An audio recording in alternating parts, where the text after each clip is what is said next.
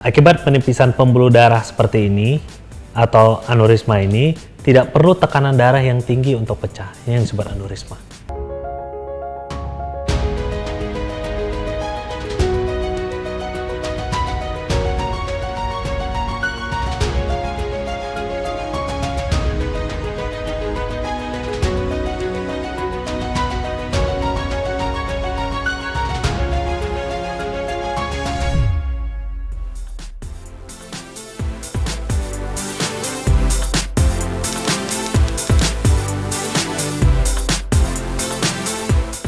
Aneurisma otak itu adalah penipisan setempat pada dinding pembuluh darah otak yang menyebabkan pembuluh darah itu menjadi menggelembung, kemudian menipis dan sewaktu-waktu bisa pecah.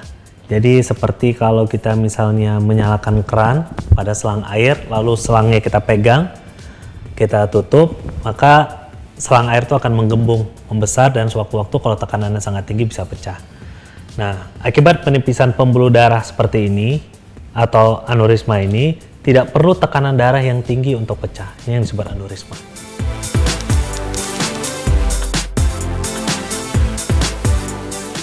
Stroke itu adalah gangguan pembuluh darah yang terjadi mendadak. Bisa disebabkan oleh pembuluh darah itu tersumbat, bisa juga pecah. Nah, pecahnya pembuluh darah itu bisa dua. Salah satu yang paling sering adalah tekanan darah tinggi. Misalnya tekanan darah normal kita 120/80. Kalau tekanan darah naik sampai 200, pembuluh darah bisa pecah secara spontan. Yang kedua penyebab pembuluh darah pecah itu adalah aneurisma tadi. Jadi aneurisma ini adalah salah satu penyebab terjadinya stroke perdarahan.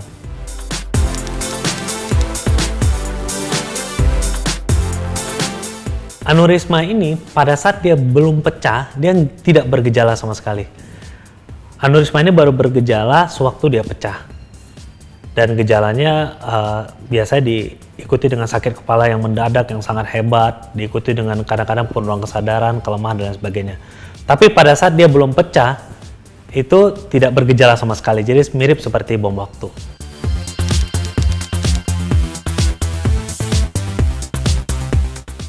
Aneurisma ini ada beberapa penyebab yang diketahui, sebagian tidak diketahui. Yang diketahui itu salah satu penyebabnya adalah hipertensi lama, kemudian ada kelainan bawaan pembuluh darah. Terus di penelitian-penelitian terakhir disebutkan rokok dan konsumsi alkohol itu salah satu pemicu terjadinya aneurisma.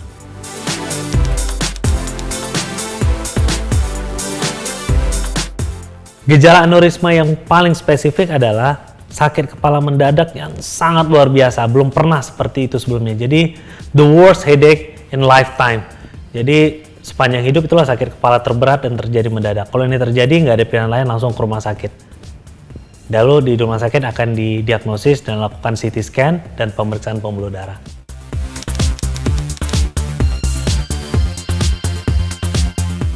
Jadi aneurisma ini memang sebaiknya ditangani sebelum pecah. Nanti kita bicara bagaimana mendeteksinya. Apabila telah terjadi pecah aneurisma atau pecah pembuluh darah otak ini, maka tindakan pertama adalah ditutup atau ditambal. Nah, penambalan atau penutupan pembuluh darah yang pecah ini bisa dilakukan dengan dua metode. Satunya dengan coiling aneurisma, yaitu dengan kateterisasi. Kita cari pembuluh darah yang pecah lalu kita tambal seperti tambal bantu blast itu. Yang kedua adalah dengan pembedahan, dibuka sedikit tulang tengkoraknya, kemudian dicari pembuluh darah yang pecah, lalu kita jepit atau kita tutup.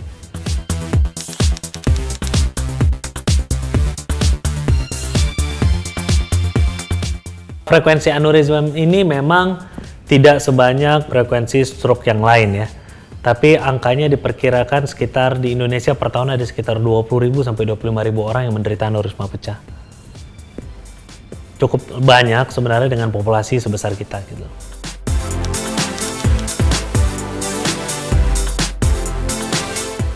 Sangat bisa.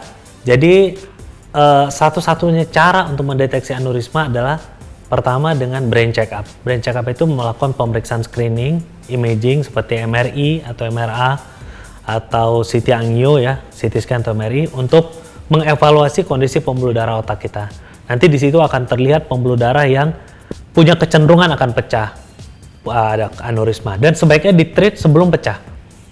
Jadi itulah perlunya kita encourage, terutama usia di atas 40, 50 itu melakukan brain check up. Itu yang pertama. Yang kedua, apabila ada keluarga, orang tua, ya, ayah atau ibu atau saudara kandung yang menderita pecah pembuluh darah otak sebelumnya, maka disarankan saudara kandung atau anak kandung itu melakukan check up lebih sering.